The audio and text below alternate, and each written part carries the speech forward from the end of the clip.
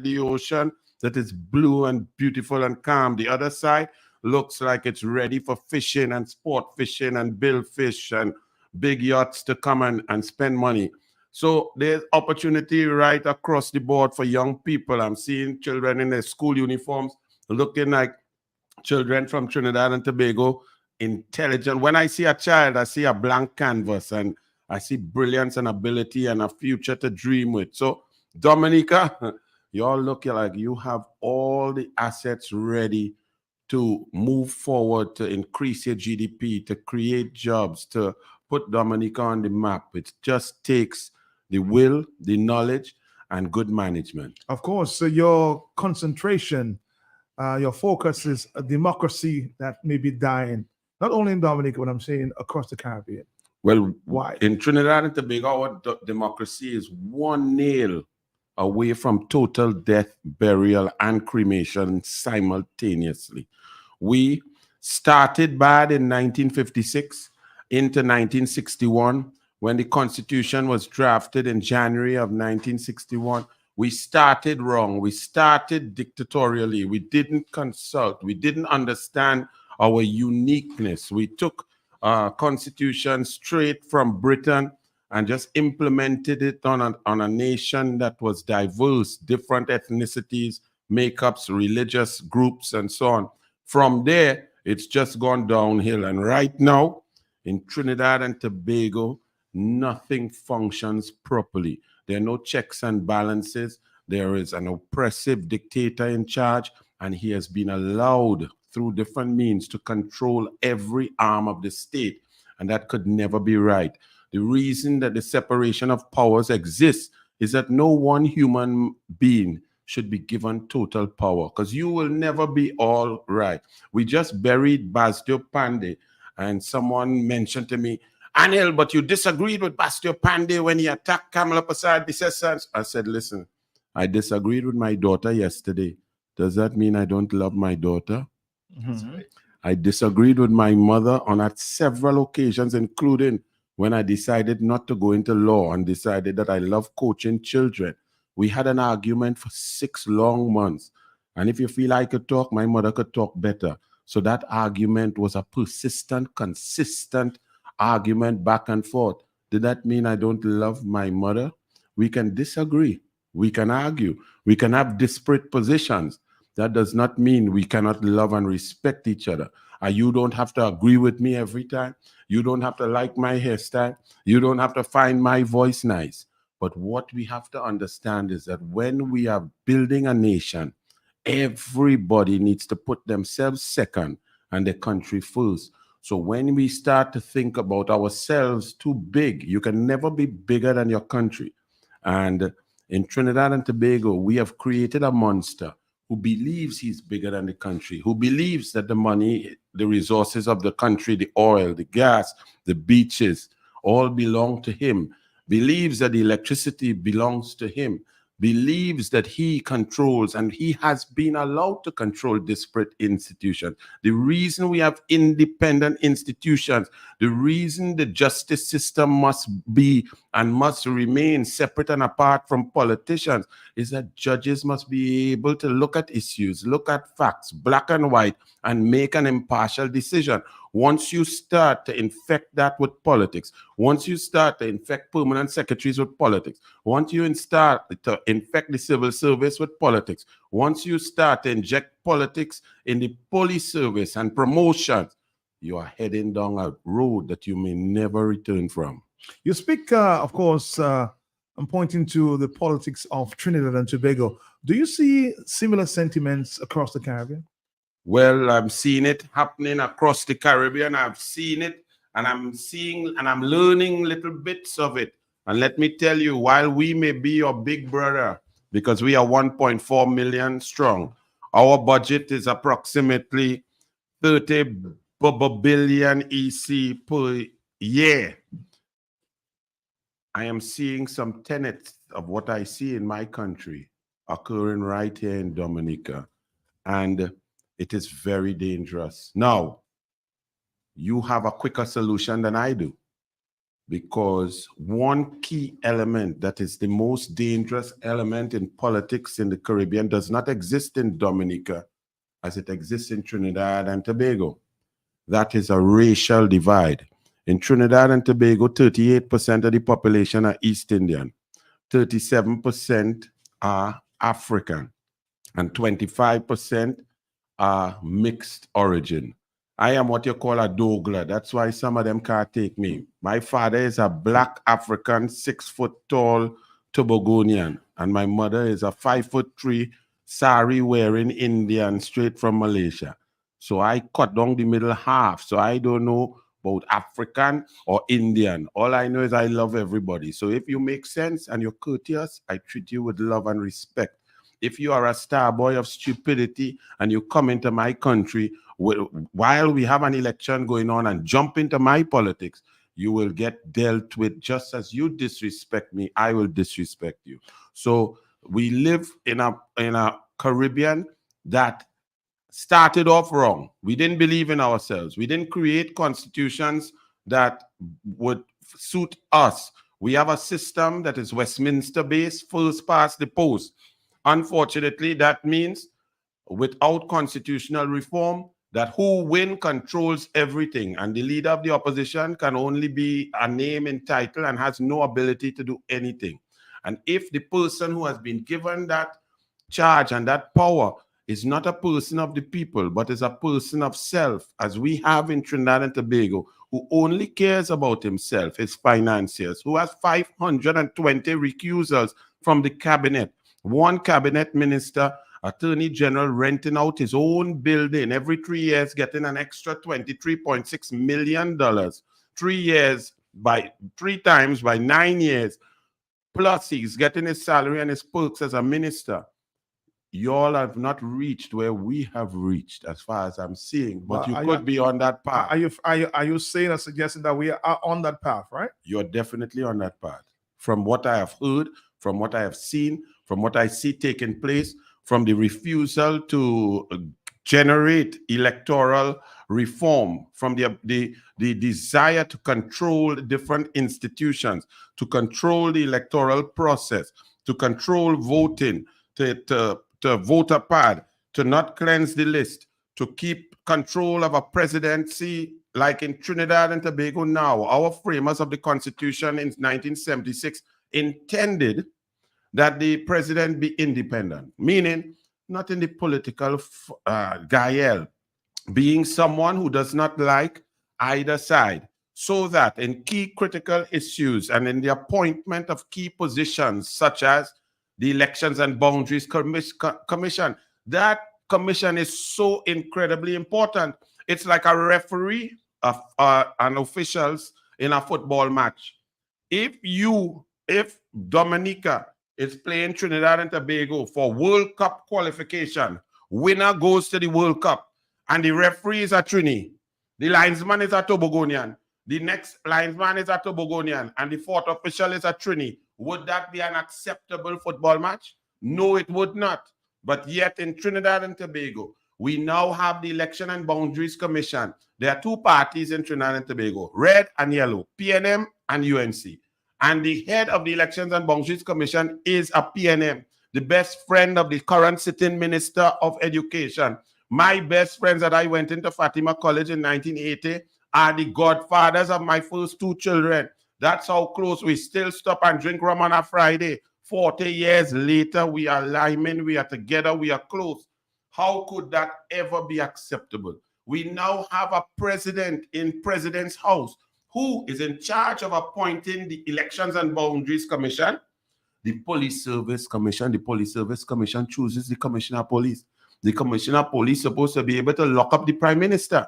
The Prime Minister should be the one who has the most control and influence and can have the opportunity to be the most corrupt. If you have a Commissioner of Police that is appointed and has his or her job because of the Prime Minister, you are in a really bad place, because the man who has the opportunity to steal the most is immune from prosecution. That's what we have in Trinidad and Tobago, a hand-picked commissioner of police, saddled Sadly, the media allows it to happen.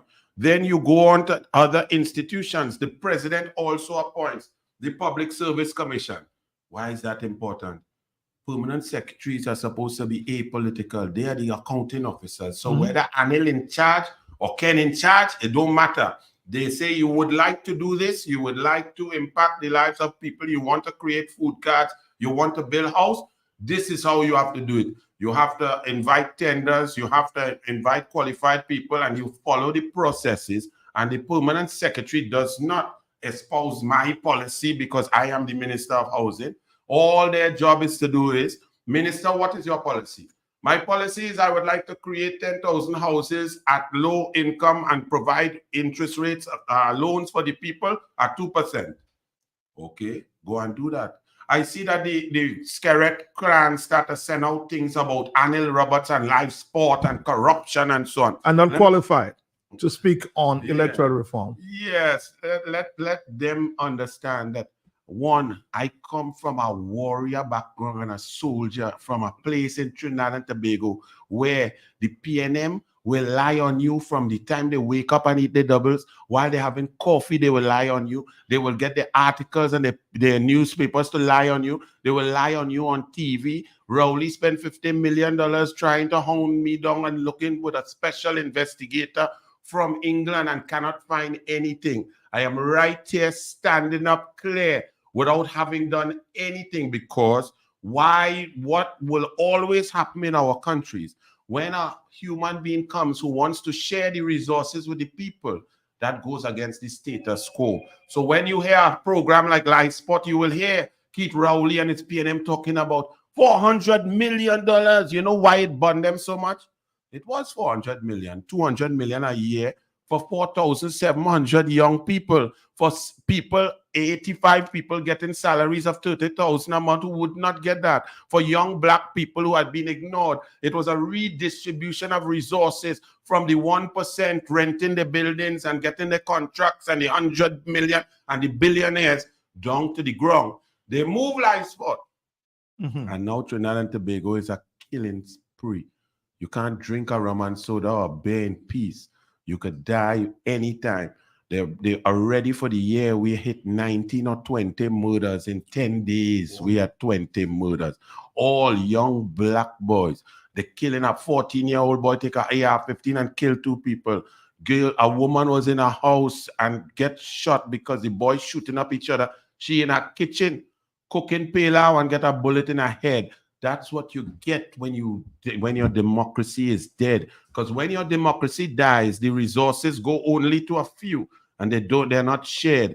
But the irony of Trinidad and Tobago is, because of the emotional voting, because of race voting, because we have been indoctrinated since 1956 on Dr. Williams, that if you are a black man, you must vote PNM. Never mind if PNM cough you in your mouth. Never mind if PNM break your teeth. Never mind if PNM bust your head. Never mind if PNM broke you. Never mind if PNM take money out your pocket. Never mind if PNM take food off your table. For a black man or woman, you must vote PNM. That's what they have been taught. That's what has been indoctrinated. And that's the danger for Trinidad and Tobago. Dominica is lucky. All you 92% African, so all you don't have no race problem. What you have to now deal with is issues now. You have to deal with power. You have to deal with policy. You have to see where the resources are going. You have to understand who is doing good and who is doing bad. It is easier for Dominica to solve its problems than Trinidad and Tobago because emotion does stop brain working. But so you're not intimidated by all the critics coming to Dominica? Nah, my back broad. I come from Trinidad. The PNM every day try to cuss me, my mother, my girl, my nose, my whatever. They say I get horn and I send man for them. They could say anything.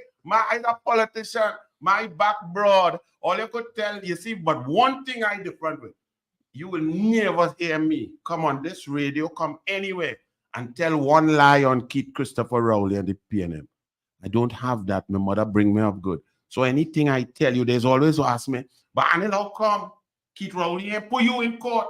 You can put somebody in court who talking the truth, who research, who don't open their mouth until they know the pure, unadulterated facts. But the PNM will lie on you. They will keep lying. I see they sending wrong all kind of thing about live sport from since 20. If live sport, if I thief, if I corrupt, lock me up. You are the police. You have your police commissioner. You have your money. You have your 50 million. Search and do it. But when you do no wrong, you fear no man. I will not fear no lying, dishonest PNM, and I will not buckle, nor will I be afraid. There's only one God out there, and it's not Keith Rowley. So understand this. When you live your life good and you come into politics to help people, you have to understand, you read my resume, I didn't have to be in Trinidad. I had offers to be the coach of Mexico. I had offers to coach in Canada, to coach at University of Florida, University of Southern California. I could have been outside. I made a conscious decision to stay home, to help my country, to help my youth. And the PNM is destroying it. So they could lie on me how much they want. They could say corruption. Okay, if live sport was so bad and it was terrible, how come the murder rate was down at 400? And last year was 614 youth men, people, most 92% of them young black boys killed last year. There are no live sports since 2014. During 2012 to 2014, you know what live sport was? And it came from my head and my concept. All of these young boys on the streets in Trinidad and Tobago with nothing. They don't even have ID. You don't even know them except that they live in there. They have no birth paper. They have no ID. They're on the ground fodder for gangs to pick them up and use them for little blue notes. Live sport would give them $1,500 a month. TT, feed them 2 meals per day, 5 days a week. Put guidance counselors, social workers, identify their talent, teach them literacy and numeracy, get them into sport, put them into welding program, MIC, NESC, Tourism Institute training, and get them out. So you take the labor force away from the gangs because our education system is failing. For the top ones, the bright ones, good. But in 2018, 810 children in Trinidad and Tobago got 0 in an SCA exam. 0, I tell you, they sat down for 3 hours and got 0. 810 children in 2018 out of 19,324. When I bust that statistic on the airwaves, they stopped giving that statistic. Now, if you leave that, and it's gotten worse after COVID. So let's say from 2018 to 2023, 5 years, 800 children getting 0 by 5. That's 4,000 unemployable children out there between the ages of 13 and 18. Isn't that a fodder for crime? Now they don't understand why crime is out of hand. You have to put the resources where they are. The PNM under Rowley, they stop life sport. They cut education, they cut COSTAT, they cut University of Trinidad and Tobago, they cut funding to UE, they cut funding in the GATE program. When Kamala Persad-Bissessar was there, 58,000 children per year were getting free tertiary education. Now that's down to 28,000. They closed down MIC centers. In Trinidad and Tobago, MIC centers is trade, good money, welding and so on, whether in oil or yachting industry. Man could make a good 18,000 and so on a month when you're skilled well done. They closed down 12 of those centers. They closed down NESC centers. They cut funding to sport. They cut funding across the board to education and music and PAN. These are very critical issues. Now, in my country, it's very difficult to get past the emotion because if you're Indian, you have to vote yellow. And if you're African, you have to vote red, regardless of which one makes sense. And that's a problem. Dominica does not have that problem. Let me ask you a question, because I'm hearing that all from all over the place. You were only invited into Dominica because you were critical of Prime Minister Roosevelt Skerrit a few months ago. Do you have anything personal against Mr. Prime Minister? I don't even know the man. I have nothing personal against him.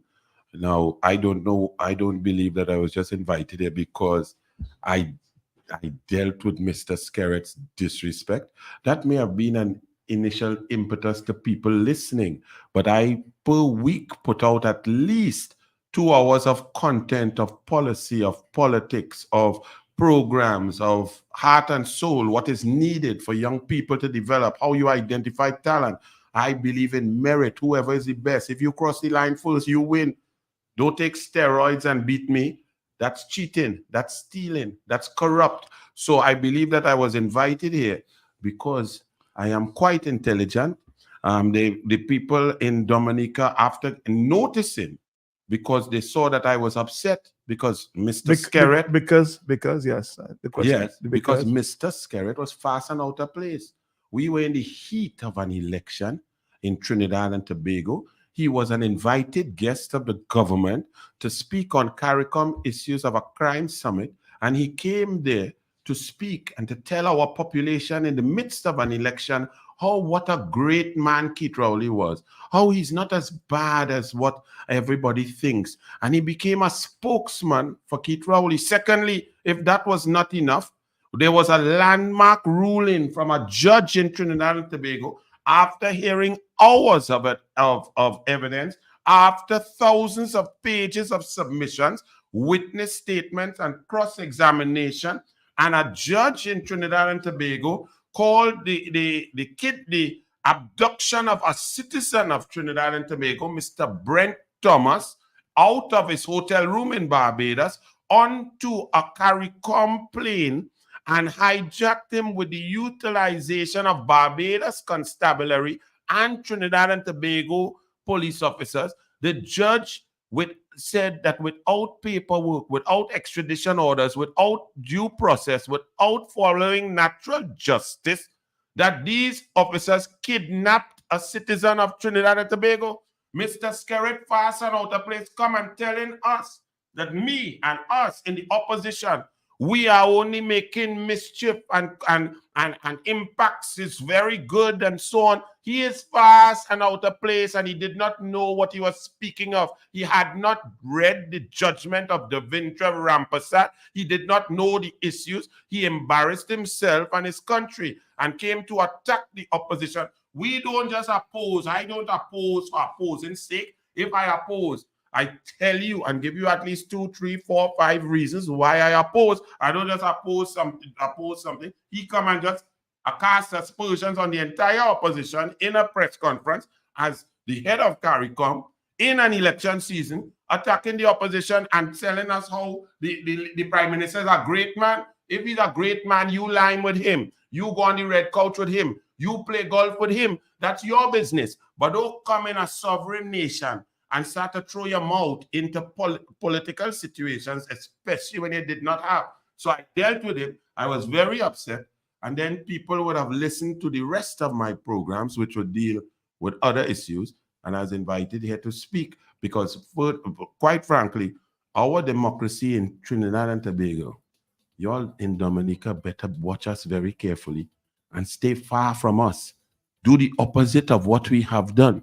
Because what we are doing and what is going on now is deleterious to the future generations in Trinidad and Tobago. And if all you do, watch us and learn and change course, you too will follow us down that slippery slope. And once you start sliding on squeezy, we just call it squeezy, dishwashing liquid, you don't stop.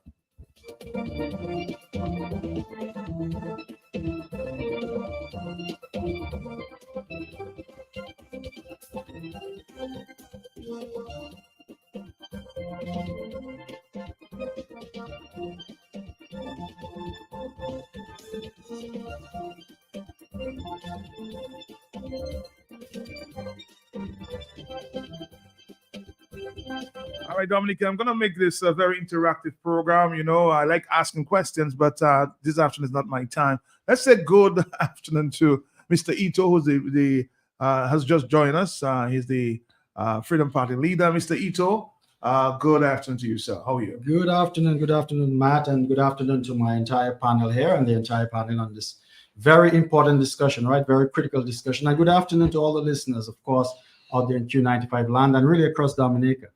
And so, as you said, Matt, it's an interactive discussion. And I think a good place to start is really maybe discussing a little bit about the reasons why we invited the Senate down here. Mm-hmm. And, you know, when you look across the Caribbean, what we're looking for is a general trend, right? There's a general trend in the Caribbean. It's been a long trend, an ongoing trend of in every nation, you see attempts at undermining democracy. Somehow we have a tendency in all the Caribbean islands for the rogues to rise to prominence. Somehow, the weaknesses that are endemic to our society in terms of distrust and so forth and weak electoral systems are very prone to capture by those elements that are roguish, those elements that are opportunistic. And so when we look at what the senator is dealing with in Trinidad and Tobago, it's very similar to our situation. And I think we have to network and to develop relationships with all those who would fight for true democracy in our region. Because what happens in one island, the psychological space that one island occupies, infiltrates and it influences. These leaders cooperate, these leaders network. It influences the entire Caribbean psychology of democracy. And so when we network with people like Senator Anil, it is to develop those relationships of those who truly stand, let's say, above the line, stand for truth, stand for justice, stands for the right things, that those who stand upon above the line should be networked, should be cooperating, and should be bringing themselves together as a force to fight this. And so it is a regional fight. It is a fight really as people of African descent to show that we can govern ourselves well and we can govern ourselves with justice. And so it is a bigger fight than what we're dealing with in Dominica. Certainly we have, as I said, the similar dynamics at play. We see capture of all our institutions. We see undermining of our democracy. In fact, it's so similar that we see the Prime Minister renting out his home, as Senator Anil indicated is being done by another minister of government in his country. And so those similarities and those weaknesses are there to be exploited. And that's why we are networking together to fight for true democracy, not just in Dominica, but across the region.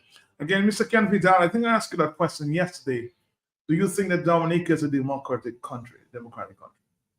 We have lost it, and at least we're losing it. That's for sure. And there are various indications of that, starting from the fact that elections are stolen, that there are many irregularities in our elections, from the bringing in of persons to vote, which is exploiting loopholes in the law, at least for the very least, breaking the law, or at least for the very least exploiting loopholes. We see the issue bringing them in, and bribery, which is again against the law. We see that the monies that they used to do it, where do they get the monies from? And we are very concerned about the CBI funds that were not legally brought into Dominica. And it leads one to wonder whether these are the very monies that have been, in my opinion, from what I've seen, unless I'm given contrary evidence, that these monies have been stolen. Is it that very money that's been used to bring in these hordes of voters into Dominica? To buy votes. So we see the breakdown of the electoral process right there, and the refusal to reform. Why are they refusing to reform? Because they know that they have exploited and broken laws in order to win elections.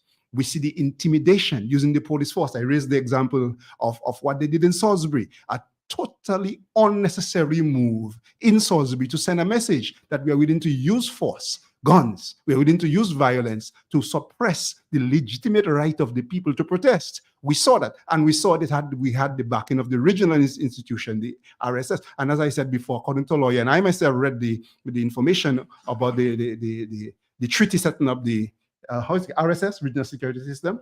I read it myself, and from what I've read, the RSS came illegally. You should have declared a state of emergency. If you had declared a state of emergency, then it means that you would have had to postpone the elections. They didn't do that. They brought these guys in illegally, and these guys sat on the periphery in Salisbury while our police force did something that is very deplorable. So we see that. Not only that, there have been previous instances. I think before on this radio program, I've read the instance where somebody was telling me, and it was confirmed when one of the election observers came, and we were having a conversation with her, and she confirmed what I was saying. She said that she was there on one of the elections, I think is not 2019, before, one of two, when there were some people at the Gallery Hotel protesting, and the police force came down on them and were advancing on them to do something very violent to them.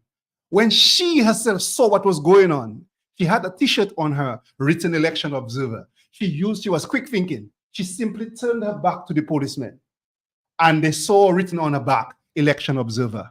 And when they saw that, they withdraw. They have demonstrated willingness to use force. We have lost it. They have broken laws willy-nilly. They are lost, that they are broken. They have infiltrated Well, let me every tell you, institution. if you think you've not lost it yet, because look, you had somebody with an election observer on their jersey.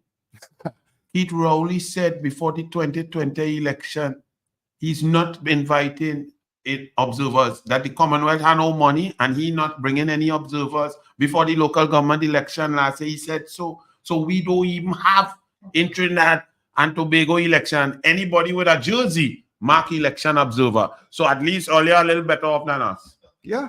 Let's start taking some phone calls. The telephones are, we just have 45 minutes again. Yes, tell me. Good afternoon. Good afternoon, Mr. Robert. I welcome you to Dominica as a Dominican. Let me ask you a question, sir. I know that maybe wouldn't happen in Trinidad. In 2019, we had an election.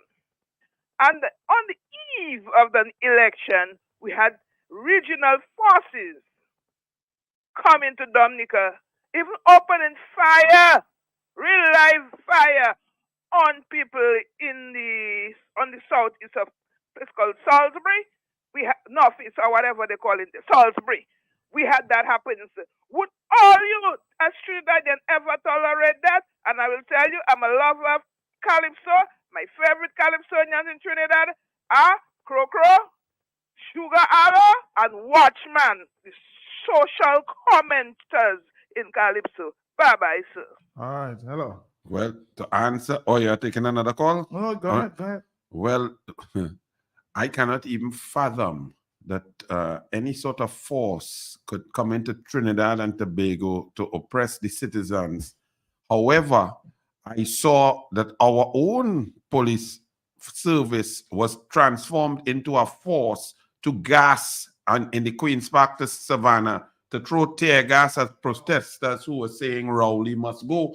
Children got tear gas, women got tear gas. So there are many similarities. But I can tell you that the similarities and hearing that the CARICOM, this CARICOM RSS or impacts and so on is being utilized. Now I'm hearing in Salisbury, but in Trinidad and Tobago, Brent Thomas was kidnapped using a CARICOM impacts plane. And up to now, the Commissioner of Police in Trinidad and Tobago said he never requested any assistance from CARICOM.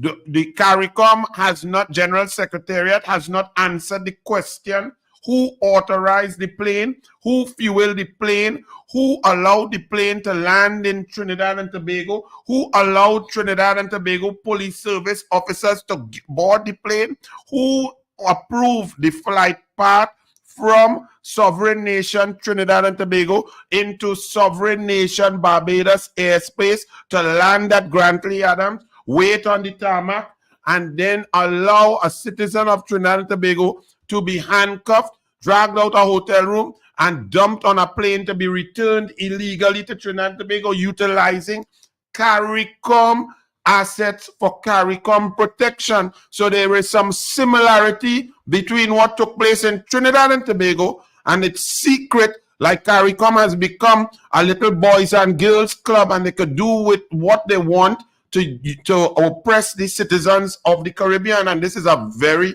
serious thing. But no, Trinidad, I could tell you something, we might be very soft. We might be politically divided racially only at politics. Because I know you would like David Rudder too, and he said in Trinidad, how we vote is not how we party, because we live together, we love each other. Hindu. Can you bring up the mic a bit, because you're speaking down to the mic. Oh, straight. yeah. Thank you. Yeah, go ahead.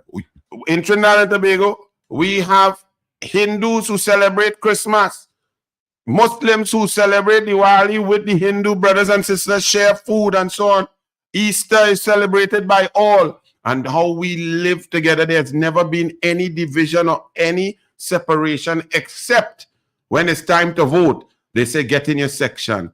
So it is a very dangerous. CARICOM must explain what are the mechanisms, what are the processes, how does the funding work, how can prime ministers or executives or cabinets utilize the Caribbean forces, on what purpose? Because I really do not see that any force could enter Trinidad and Tobago and do something to a citizen, I can't even understand. I am confused at what you're telling me. All right, hello, more telephone calls. Let's take another phone call. Yes? Matt, Yes, I'm here. yeah, good afternoon and good afternoon to your guest. Matt, I'm listening to the gentleman talk there and I'm smiling because you see, there are lots of similarities, but I still believe that in Dominica it is worse because, number one, I do not believe that Rowley is as rich as Roosevelt Skerrit. I do not believe that the government pays Rowley in Trinidad to live in his own house. I do not believe that. I do not believe, Matt, that the legal, the judiciary in Trinidad is hijacked to the extent that the judiciary in Dominica has been hijacked. But just a couple months ago, remember there was this commissioner of police in Trinidad that all of us loved, Matt? Mm-hmm. Yeah, and we have never had one half as good as that commissioner, which was in Trinidad, Matt.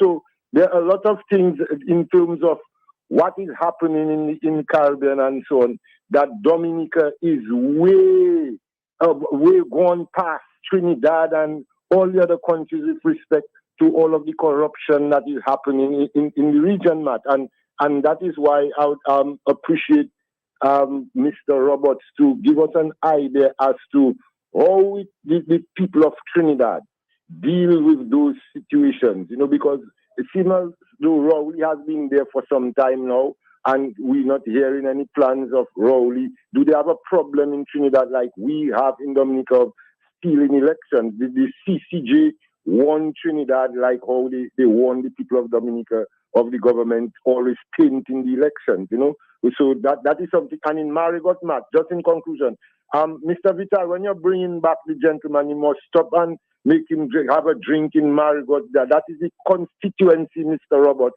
that has resisted the Starboy of stupidity from time he came on the scene and continues to resist him. That is the constituency that the Starboy of stupidity is persecuting, especially our children in Marigot cannot even write their addresses when they're addressing, I'm applying for government positions or so on, because once the Starboy of stupidity and his gang sees the name Marigot on that letter and so on, they just trash the application. So you all must stop, bring this Mr. Roberts here for him to have a drink with us, the people of Marigot, the people of the resistance, together with the people of Salisbury. Thanks a lot for the opportunity. All right, thank you, boy. The telephone calls are blowing up. Yes, go ahead. He made a lot of points, and let me just tell you, my brother. Number one, that commissioner of police who you like so much and so on, Rowley got rid of him by causing the then President Paula Mae Weeks, Her Excellency, to misbehave in public office as he got wind of a merit list that commissioner of police had topped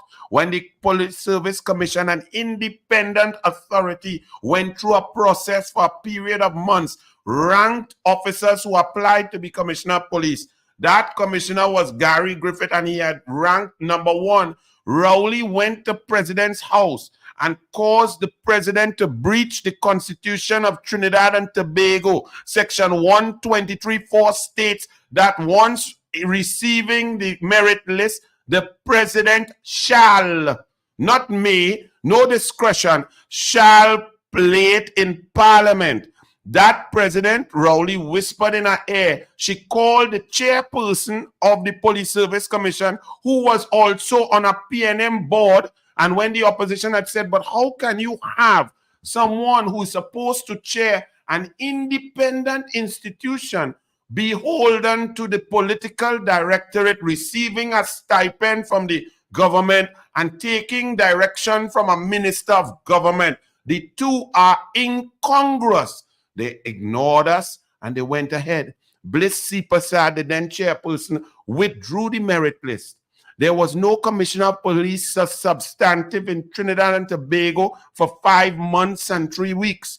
Then Keith Rowley appointed, with his president who had misbehaved in public office, a brand new police service commission. And he put 2 Francomen PNM card-carrying members on it, and then selected the next 2 commissioners of police who only seem to take instruction from Keith Rowley. They don't investigate any other crime. Murders, you could kill people in Trinidad and Tobago and go and drink beers and sit down normal with blood on your hand, and they're not getting locked up. But they're hounding down political opponents. Keith Christopher Rowley, I'm going to continue to tell you how bad it is in Trinidad and Tobago. Keith Rowley attacked the office of the DPP. He also wanted to get opposition members so bad that he paid a man $20 million. Sat with him, his Attorney General, Faris Al-Rawi, sat and negotiated an indemnity with a potential witness in a criminal matter, which is not the job or the specs or the authority of an Attorney General. That is the sole purview of the Director of Public Prosecutions, which is an independent office. Now, they came out and they got caught, and now the man who changed his story and was paid $20 million in fees, plus legal fees in the United Kingdom, plus there was an undertaking not to share his nefarious deeds with the tax authorities in London. Now that gentleman who broke the law and was a convicted criminal and a liar is suing the government for $100 million for breach of an indemnity. And Rowley's PNM's defense is, and all don't fall down with this one, that the indemnity was illegal in the first place. All right, Dominica, let's take a break. Take a break. Very interesting conversation going on there, Mr. Arnold Roberts of Trinidad and Tobago. Stick around for more. But if they could, they would say something like this. I like Linhas, the plateau. I want to tell my family brought me to Linhas after I die. And the way Linhas took care of my body with respect and dignity, my jamais tapé West Pesal à l'émoté vivant. Linhas Funeral Home, 30 years of experience, professional, reliable and compassionate service. We've had 24-hour emergency service. So là, mon numéro, pas quitter un yen bas ou dire. Qui est 449-1800, 275-7564, 449-2100, or the emergency number 277-1800. If you get busy on Linhas, that time is for you to breathe and grieve. Linhas is not willing that any should die, but Bobot, Zandra, you must go. So when you go the best chaperone. Linhas Funeral Home. Mama Tutu family, si c'est pas Linhas, il a venu à l'été. Our numbers are 449-1800, 449-2100, 275-7564, and 276-0400. Call Lyndhurst Funeral Home today. Auto Trade introduces Thrifty Thursday. On the last Thursday of every month, get up to 20% discount of various items in the store between 9 a.m. and 11 a.m. But wait, there's more. Also, look out for what Seal of Today offer for an even bigger discount. You can't miss out on this retail savings. So come to Auto Trade on Thrifty Thursday. At Auto Trade, it's more than a vehicle, it's a relationship. Terms and conditions apply.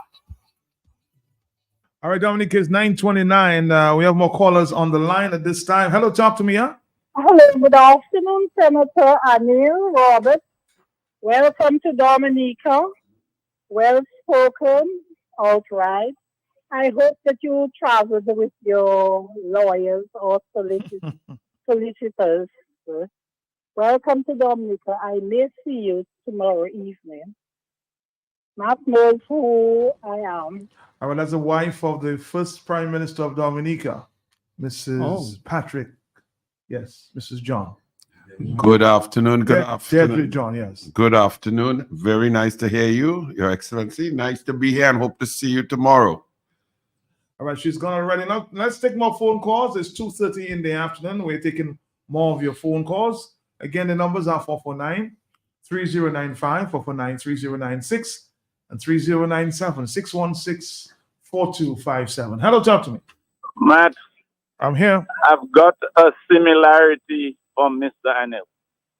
Tell me. The police claim that this citizenship by investment person from Antigua came to Dominica illegally. But the man himself, Mr. Chusky, an Indian citizen also, he claims that he came off the Coast Guard, he was kidnapped, and he came to the boat, and they received him. I suspect you're breaking up on the line. Trying. Let me also give you another example. We just had a case, a politically motivated case, right? Where Keith Rowley, he came in on a corruption platform because he's very good at telling lies over and over and over. And they put a case against the EMBD, which is a board in Trinidad and Tobago, developing land and spending money and so on. So they couldn't get criminal charges, so they put it civilly. So because the benchmark is different with evidence and so on. And the judge who was sitting down to hear this politically charged matter, where the PNM, Rowley, was saying the UNC, all of us on this side, that we corrupt and so on, and they put it in the court.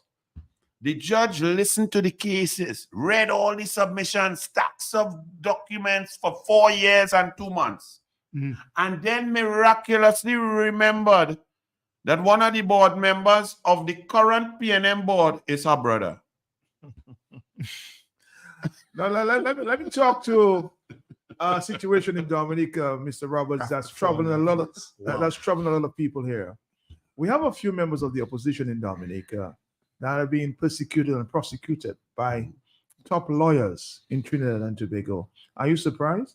No, that is the modus operandi of Keith Christopher Rowley. He did not look. I just gave you one example when he created an indemnity to try to get to a former Attorney General of the UNC and a former senator to get them criminally prosecuted. So they basically paid bribes to a witness to give evidence and so on. It all collapsed in their face. Furthermore, we just laid to rest the 5th Prime Minister of Trinidad and Tobago, Bastille Pandey. Bastille Pandey, from 2002, Keith Rowley made accusations about airport corruption and so on. There was a former PNM Attorney General called John Jeremy and a chief magistrate that's supposed to be independent who concocted to attack Bastille Pandey. It went to the Privy Council 20 years later. And in 2020 April, the judgment came out. And the Privy Council, these little old white men there who don't know nothing about PNM or UNC, they were so scathing. They said they had never witnessed anything so corrupt, that the chief magistrate was so beholden to the sitting PNM Attorney General, it bordered on tantamount to total bribery and corruption, and they kicked the case out 20 years later. That is what PNM does. It's the oldest trick in the book. And when you are friendly with Rowley, I'm not shocked that that's going on in Dominica. Birds of a feather flock together, and Kobo does lime. More telephone calls in the afternoon. There is 2:33. Talk to me, yeah? Yes, good afternoon to you, Matt Peltier. Good afternoon to you and your guest in studio. Good afternoon to you. Doing? All right, good. Mr. Peltier, I heard one of your guests said that they're not sure democracy is dead in Dominica or alive. And I want to let the folks remember that the Constitution of Dominica still exists. And there are rules in place for the Constitution to change if the political system has to change. As far as I'm concerned, the Constitution has not changed a whole lot, or has not changed any from the different administrations. What has happened is there is an individual who has proclaimed no respect for the Constitution of Dominica. And I think we don't realize that even if you're the Prime Minister or the President, your actions, if it's contrary to the Constitution, can be illegal. That is why today there are governments around the world, including our Haitian friends, where a judge has issued a warrant for former politicians for corruption. So those guys who are abusing the office or the power that the office gives them and think that because they are prime ministers and presidents, they can do as they please, are making a fatal mistake, and one day it will come back to get them. The big issue we have in Dominica is when these administrators violate the laws and the Constitution, for example, the Constitution says that we as individuals have a right to disagree with what our government says, and we have a right to associate with whoever we want by association. If that right is violated, then your constitutional right is violated, and therefore there should be redress in the court. What has happened over the years is the independent branch of government, which is the judiciary, has not been used to curtail the illegal actions of those in office. And our people... and would you say that our judiciary is independent, though? What's that? Would you say the judiciary is independent?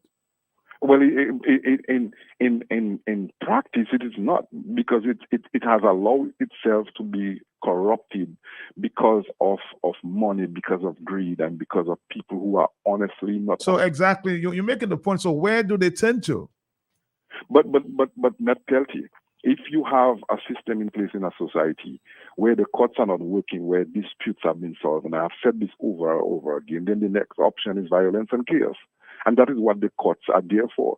If we have a society and a system where one man is breaking the laws and the Constitution and is oppressing people, and you just ask the guy a question, we have opposition members of government who are charged with the current Speaker of the House. He never showed up in court, yet still Edison James and Lennox Linton and the others are being harassed, not even by the state attorney, not even by the state attorney general, but by a foreign lawyer to come to Dominica. That is an abuse of power. And what is happening is we have there are no honorable men in our society, or men and women in our society, because we have a bar association, they quiet. We have a legal fraternity, they quiet. We have the highest volume of lawyers per capita in Dominica, but they all quiet because most of them are compromised, waiting to see how they can sell passports.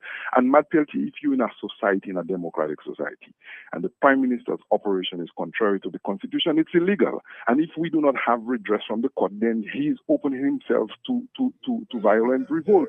I'll tell you what, because of the time, we have to cut you short here this afternoon, but very interesting. He has said a lot there, and let me tell you, sir, I thought you was talking about Trinidad and Tobago there. Every single word you said there is Trinidad and Tobago. Just recently, we had a debacle that the PNM government under Rowley spent $55 million, TT dollars, right? That's approximately 8 million US to rent a building from one of the financiers, but it was supposed to be for the DPP. They didn't consult with the DPP, and when the security officers went in there, there are certain things that are required, and they didn't have it, they didn't do it, it was not fit for purpose. $55 million gone. But then here comes Keith Rowley, the political arm. Anybody who understands separation of powers, you have the executive, you have the judiciary, and then you have the legislature, right? So they have separate powers to check and balance, make sure nobody becomes a law unto themselves. Keith Rowley decides he's going to attack the DPP. From his decision, the DPP can't spend a cent. The DPP can't sign a lease. The DPP can't rent no building. It's Rowley and them rent the building, waste the $55 million. He tried to blame the DPP. Out jumps the Chief Justice to defend Rowley and attack the DPP. That's Trinidad and Tobago. I asked the Honorable Chief Justice, I said, so you now remember, I don't know if you all know, I came out the womb of a lawyer. I was put in the womb by a lawyer. The two other fellows who share the womb with me is lawyers. My sister is a lawyer, and my son just get called to the bar last month. So understand where I have the respect and understanding of the law and how it should function. The Chief Justice should have stayed absolutely silent, but he's so beholden to the oppressive dictator, he jumps out of his aloof chair and attacks an independent officer, the DPP, to side with the executive. Therefore, no separation of powers. So what that caller just said, you could just take out the Dominica flag and put in red, white, and black. It's the exact same thing. On the telephone, hello, talk to me. Yes, on the telephone. Are you there? No, you're not. We'll come back to you. Hello, yes, in a minute. Mr. Peltier, blessed day to you. What's up? Blessed day to you. Matt, I want to say to the guests, praises, thanks, blessings, and glory to all those who have sacrificed their personal safety and security, trying to elevate mankind to humanity. Welcome to Dominica, sir. What's up? Thank you, sir. Thank you. God bless. Man, give thanks. Matthew, I only say that once a day on your program, Matt, in the morning. But I have to say it to welcome the brother. All those who say you're not lawyer. Boss, I see you're my brother, you know, long lost brother. You want to come and see you, we need to do DNA, boss. All those who say you're not lawyer. We have a prime minister, Scarratt. He was never no trained person in finance. He run the Ministry of Finance for how many years, Matt? About 15 years, Matt? Matt, about 15 years? Are you there with me, Mr. Pelte? About 20 years. About 15 20 as finance years. minister, yes. Maybe less. He killed the country. Billions disappear. Now we give it to a medical doctor who knows nothing about finance. So welcome, my Attorney General, to Dominica, from Trinidad to Dominica. I will be there. I want to see you in live and living colors. May the Almighty continue to guide and protect and preserve and prosper you, your immediate and extended family. Thank you, my friend. God blessings.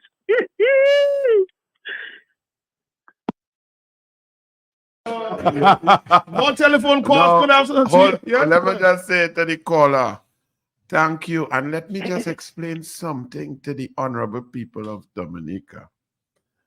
Constitution does not require legal analysis only. A constitution must be a working document that represents each and every citizen, from the garbage collector to the president of the republic. It requires certain facets and tenets that will enhance the liberties, the lives, and the understanding of the law of each and every citizen. So anybody who makes a ridiculous comment that only a lawyer can comment on a constitution is starting out at the basement of intellectual fortitude. You need to understand, I am not a lawyer, but I understand governance, separation of powers. I have dealt with one of the most corrupt political entities known to mankind, the People's National Movement of Trinidad and Tobago. I have a degree, a master's in business. I've studied history and politics and sociology and economics. But most importantly, I have been in government. I know the workings, the machinations of the cabinet, how you get resources to be redistributed to the people, to serve the people, to enhance the lives of the people, to make the lives of the people better, to make the people safer, to find the children, to find the opportunities to fulfill their dreams.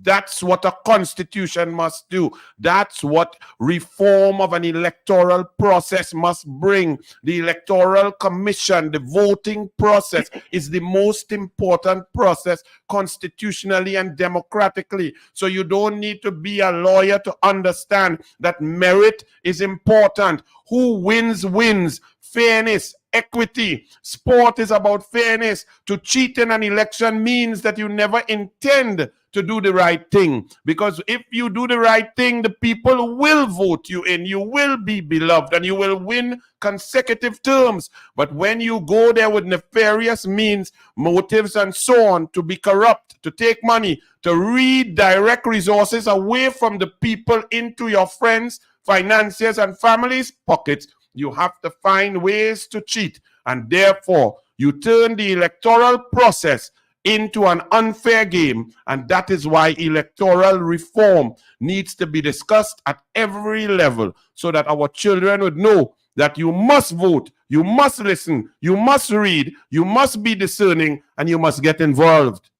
All right, Mr. Washman Coffee, you wanted to make a point here quickly. Yes, well, my job here, especially as the PRO, is to remind the people of the discussion on Thursday, our listeners on the discussion on Thursday.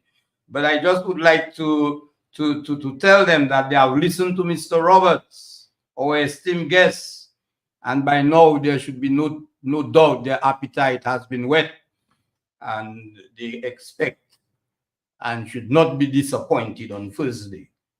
You heard the man, very powerful, very electric, and we can promise you the same vibes on Thursday. So I'm really using this opportunity to exhort all our listeners out there, all our patrons, and all the people who stand for resistance, for fair play, for reform, to be out there with us on Thursday at the Public Service Union Conference Room, 6:30 p.m., a very powerful program with everyone. And no doubt we'll take a break. We'll come right back. We have 15 minutes coming back after this. Personne pas arriver pour dire nous. But if they could, they would say something like this. I like Linus the plateau. They wanted tell my daughter, my family brought me to Linus after I died. And the way Linus took care of my body with respect and dignity. Ma jamais tapé quartier ouest spécial à l'émoté vivant. Linus Funeral Home. 30 years of experience, professional, reliable and compassionate service. We've had 24-hour emergency service. So là, mon numéro, pas quitter rien bas pour dire. Qui est 449-1800, 275-7564, 449-2100, or the emergency number 277-1800. If I keep it busy and Linus, that time is for you to breathe and grieve. Linus is not willing that any should die, but Zandra, you must go. So when you go with the best chaperone. Linus, you know, home. Mama to do from the si c'est pas Linus, il a venu à l'été. Our numbers are 449-1800, 449-2100, 275-7564, and 276-0400. Call Lyndhurst Funeral Home today. Auto Trade introduces Thrifty Thursdays on the last Thursday of every month. Get up to 20% discount of various items in the store between 9 a.m. and 11 a.m. But wait, there's more. Also, look out for what Tina to tell you for an even bigger discount. You can't miss out on this real deal savings. So come to Auto Trade on Thrifty Thursdays. At Auto Trade, it's more than a vehicle, it's a relationship. Terms and conditions apply. Let's get back to the discussion and speak to our friend and the leader of the Dominican Freedom Party.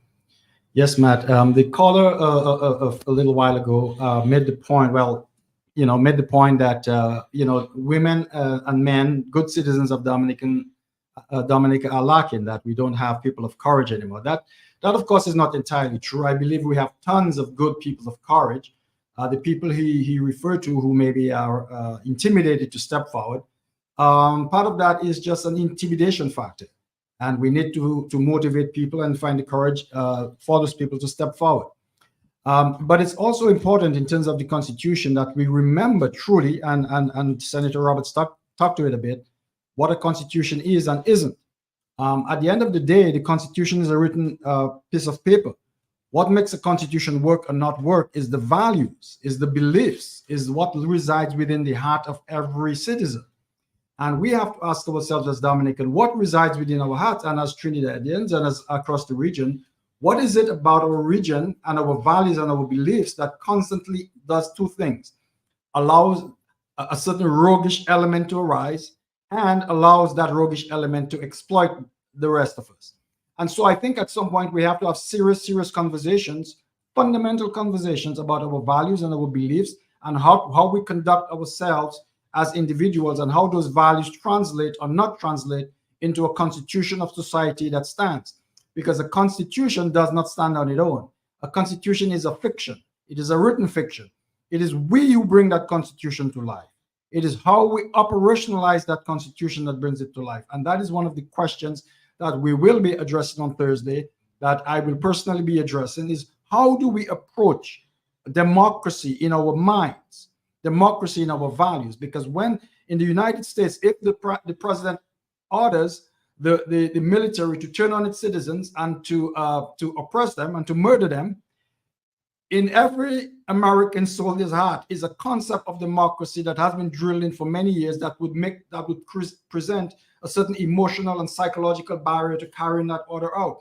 And so we need to ask ourselves in our country, where are the emotional and psychological barriers that generates and supports and allows us to bring to fruition our constitutions and the true meaning of democracy? And that is a serious conversation we need to have. It affects us not just at the government, at the rogues who exploit us. It also affects us in terms of how we act as opposition, how we cooperate as opposition, how we operationalize ourselves as opposition, how we treat each other. And those values are very, very important. And so we have to have this sort of conversations, because if we keep it at the legal level, if we ask Senator Roberts to address it as an attorney, as a legal person, if we talk about it as a legal person, if we talk about electoral reform at the level of the rules and the procedures and all the legalese, and we leave it at that, we are just at the surface. And what we really need is a time to transform our country, to transform Dominica into something different. But transformational change cannot come about by simply talking about the rules and the Constitution as written. It has to come with us truly digging deep and asking ourselves, what sort of society do we want to build, and what sort of values and what sort of courage it takes for us to get there? Let me ask you a question there, writing on just what you said. You know, people want to be encouraged. People want to come out, but you sense of an element of fear. They want to. What kind of support or what kind of advice would you have for persons who are fearful? Yes, well, they're fearful for good reason, because the oppressor is a vindictive human being, whoever he or she may be. And in our societies in the Caribbean, for example, in Trinidad and Tobago, especially as the economy has been shattered by the policies of the oppressor, that the GDP has shrunk, that jobs have been lost in the tens of thousands, 123,000 people have come off the national insurance rolls. Petrotrin, the refinery, has been shut down. Bad negotiations for gas price. 11 companies at Point Lisas have shut down. Trinidad and Tobago is at its worst ebb. In order to come to Dominica, I went into Republic Bank, one of the strongest banks in the Caribbean, and I asked for 3,000 EC to pay hotel bill, food, whatever. They gave me 600 because foreign exchange is not available. It's the worst in the history of our twin island republic. The last time it was anywhere near this bad was 1982, when there was a total collapse. So what happens in a situation like this is that the government becomes so important. Government largesse, government contracts, government jobs. 70% of Trinidad and Tobago's economy right now is controlled by the government, which is run by the cabinet, which is run by the prime minister. Therefore, people will come to me and say, Senator Roberts, I'm a businessman, and this could be multi-millionaires, coming and saying, this is going on, and this is wrong, and this is corrupt. But don't call my name. Don't call my company name, because they're afraid of reprisals. They're afraid of the vindictive nature. People are afraid, rightfully so, because the tyranny impacted on them by an oppressor is really a frightening thing, because we at heart want to just take care of our children.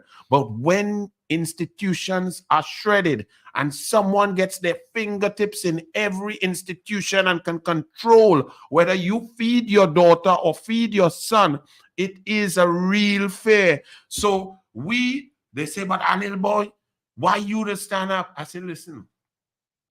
They say, but you real grassroots. You for the people, you fight for the poor. I said, let me tell you something. I was a very lucky, spoiled brat. I come from 2 lawyers. We was the first black people to live in rich area.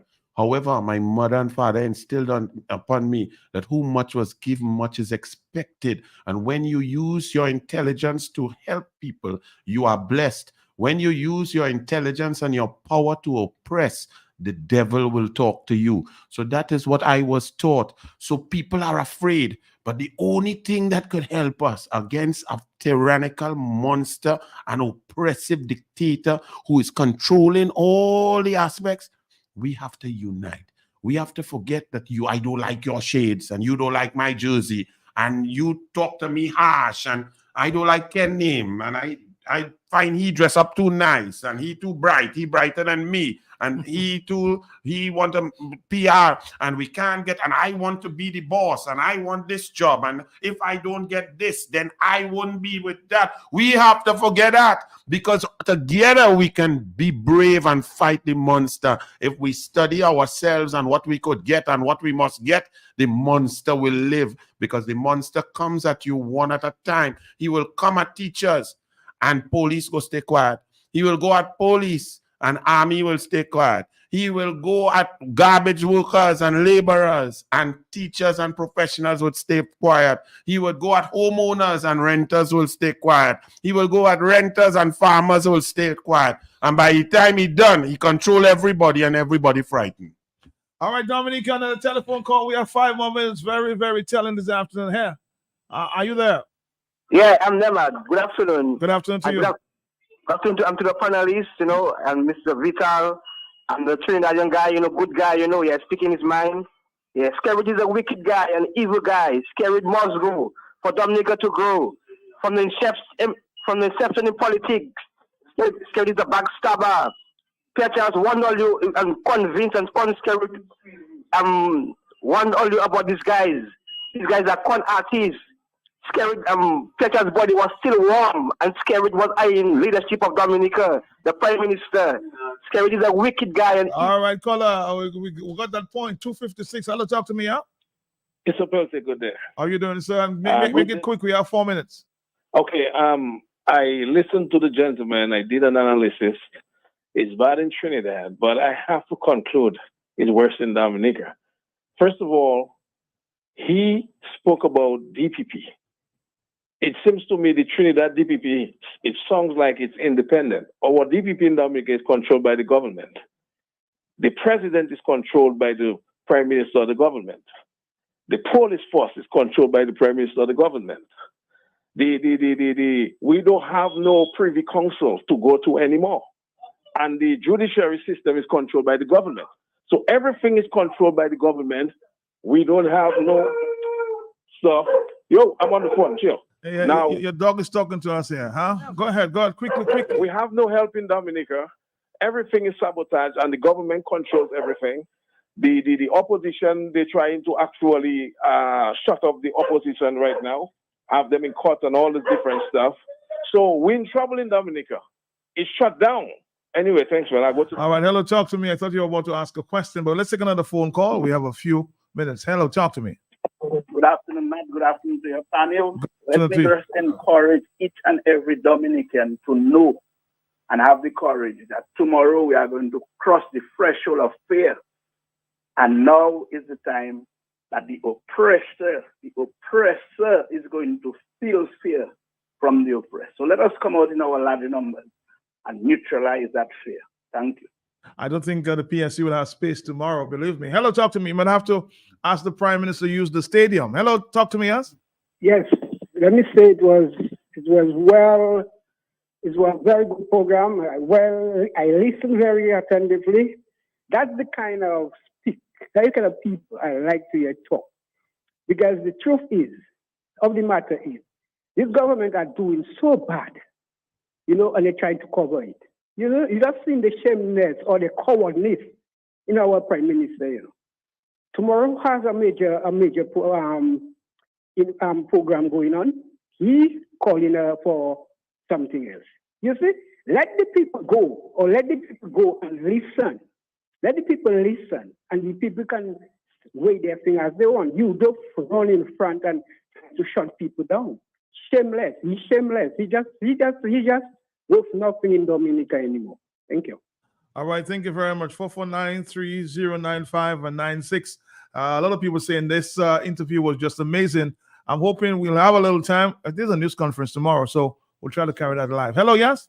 Yeah, Matt, quickly. Matt, good I afternoon. thought Blessings was going to advise Mr. Roberts to protect himself from Tony Asafan, because you notice Tony Asafan was one of the first attack dogs coming to attack Mr. Roberts. I just want to advise Mr. Roberts that anytime you confront this man, Tony Asafan, don't waste time with him. Just ask him, where is Colin McIntyre? You remember that, Mr. Roberts? Ask Tony Asafan, where is Colin McIntyre? All right, we'll wrap it up on this one. Let's take an overseas call. Hello, talk to me, yes? 449-3095-96 and 97. We're going to go around the table, and then we'll conclude with Mr. Andrew Roberts. My friend, yes. You, Matt, that said a while ago, we might not have enough space, but come anyway. We will fill the courtyards, we will fill the yards, we will fill the streets if we have to. But it'll be a powerful message that it's a new beginning. All right. That is the key point, right? And the caller asked, how do we overcome our fear? We said it. We all said it. We come out in our numbers. We believe in each other.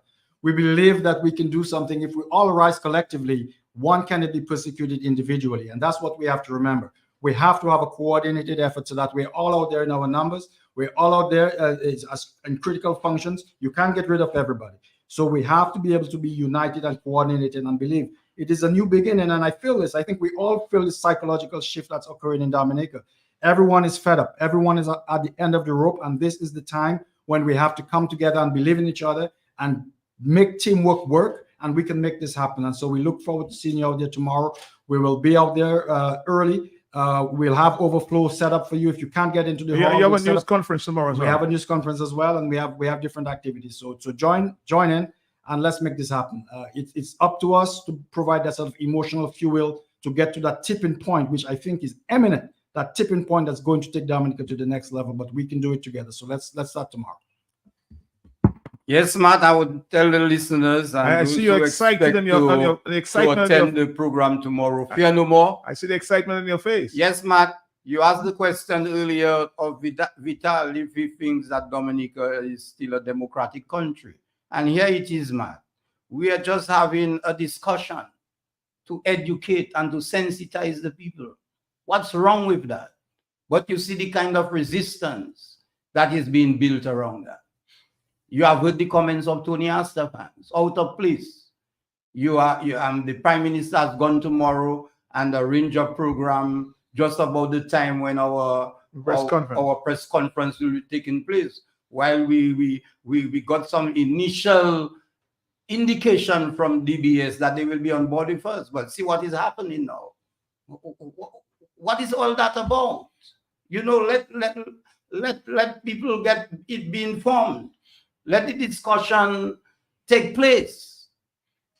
Without that kind of resistance, I'm trying. I myself, in questions that have been asked for me of the press as the PRO, they seem to be, why Mr. Anil Roberts? But I'm sure the listeners have gotten the vibe, and it's exactly the metal in the man we call Anil Roberts, and I have no doubt they will attend in their full numbers tomorrow, man. All right, Anil, the final words from you. The final words, I'm going to show you how a team works, because I was billed as the star boy for today, and not the star boy of stupidity, but the star boy of sense and discussion, right? And I am saying to you, the wisdom that I have just heard in the summation, I ride on the power of my colleagues' comments, and I have nothing further to say other than see you tomorrow. All right, thank you. Country for sale. Country for sale.